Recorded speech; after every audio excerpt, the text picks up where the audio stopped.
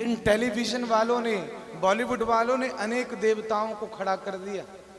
हमने कहा राम जी काम के नहीं है, इनको छोड़ो, अब चलो किसी बाबा को पकड़ लेते हैं, वो काम बना देंगे। आजकल तो क्या है ना, इंसान को भी भगवान बना करके लोग पूज रहे हैं। पीर फकीर मजार अनेकों प्रकार के तंत्र मंत्र इनके चक्कर में पड़े हैं। भगवान राम और कृष्ण ये किनके अवतार हैं? नारायण के। कुल मिलाकर के भगवान नारायण के 24 अवतार बताए गए हैं। उनमें भी 10 प्रधान है या नहीं? आप सभी जानते हैं, भागवत जी की कथा में आपने सुना होगा। तो ये जो राम कृष्ण बुद्ध कल की अनेकों प्रकार के अवतार का वर्णन आया है, ये सब किनके अवतार है? भगवान नारायण के। उसी तरह वीरभद्र, काल भैरव, शरभ अवतार, हनुमंत अवतार, जिनकी कथा कल आप सुनेंगे, ये सब अवतार किनके हैं? भगवान सदा शिव के।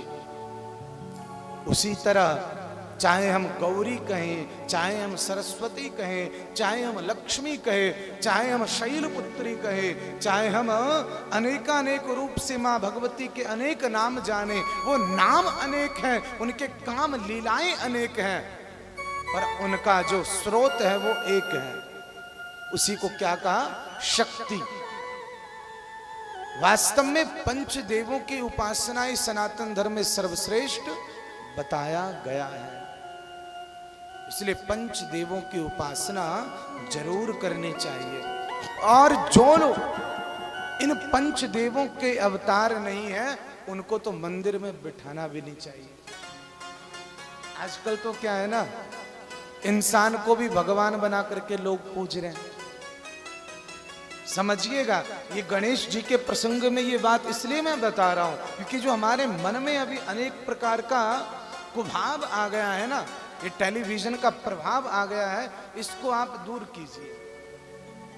इन टेलीविजन वालों ने, बॉलीवुड वालों ने अनेक देवताओं को खड़ा कर दिया, तथा कल्पित, कपोल कल्पित, जिनका न कोई शास्त्र प्रमाण है, न गीता में जिनका वर्णन मिलता है, न रामायण में मिलता है, न किसी शास्त्र में मिलता है, उनको भी हमारे यहाँ देवता बना दिया गया।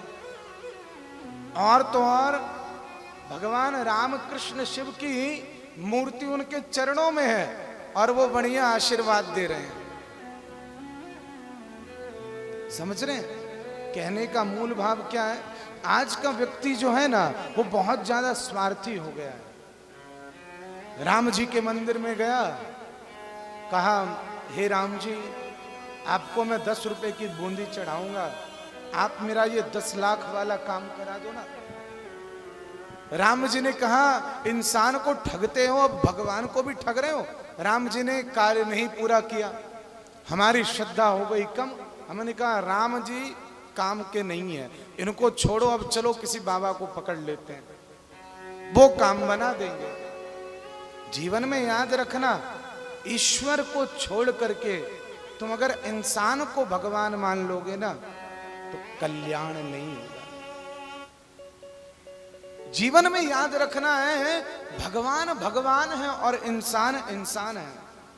पुरुष महापुरुष हो सकता है, मानव महामानव हो सकता है, पर वो भगवान नहीं हो सकता, क्योंकि भगवान और भगवान के अवतार ही शास्त्रों में पूजने लायक बताए हैं। त्रिविधा भवत श्रद्धा देहि नाम सा स्वभावज, सात्विकी राजसी चैव तामसी चेति माम शृणु। इसलिए अपने श्रद्धा और विश्वास को सही मार्ग में लगाइए।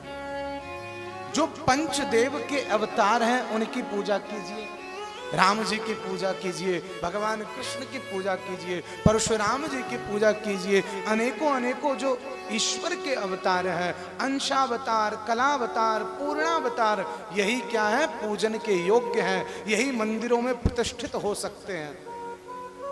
बाकी इंसान की पूजा शिव महापुराण में स्पष्ट मना किया है। और जो लोग पीर फकीर को पूजने वाले हैं, जो लोग तंत्र मंत्र को ज्यादा करने वाले अंतर में उनकी दुर्गति होती है, ये शिव महापुराण बताती है। आजकल लोग पीर फकीर मजार अनेकों प्रकार के तंत्र मंत्र इनके चक्कर में पड़े हैं। शिव महापुराण में कहा गया है कि जो लोग व्यर्थ के प्रपंचों में अपना मन लगाते हैं, बाद में ऐसे मानवों का वही हाल होता है जो अनेकानेक प्रकार से कुकर्म करने वालों का होता है। हम 56 भोग छोड़ करके बासी खाना खाएं, क्या ये बुद्धिमानी है? हम स्वादिष्ट स्वादिष्ट प्रसाद भोग को छोड़ करके सड़ा हुआ गला हुआ प्रसाद पाए, क्या ये उचित है? इसी तरह भगवान ईश्वर परमपिता परमात्मा को छोड़ करके जो लोग इंसानों की पूजा करते हैं उनका कल्याण नहीं हो सकता, और ये बुद्धिमानी हो ही नहीं सकती, यही मूर्खता है। और विशुद्ध संत तो कभी अपनी पूजा कराना ही नहीं चाहते। विशुद्ध संत कभी अपनी पूजा नहीं कराते। विशुद्ध महापुरुष कभी भी अपनी फोटो के सामने आरती नहीं घुमवाते। परम संत धर्म सम्राट स्वामी करपात्री जी महाराज, परम विरक्त संत स्वामी श्री राम सुखदास जी महाराज, परम श्रेष्ठ कथा प्रवक्ता श्री डोंगरी जी महाराज, ये सब ऐसे ऐसे लोग हैं जिन्होंने जीवन में अपने चित्र पर ध्यान नहीं दिया बल्कि चरित्र पर ध्यान दिया।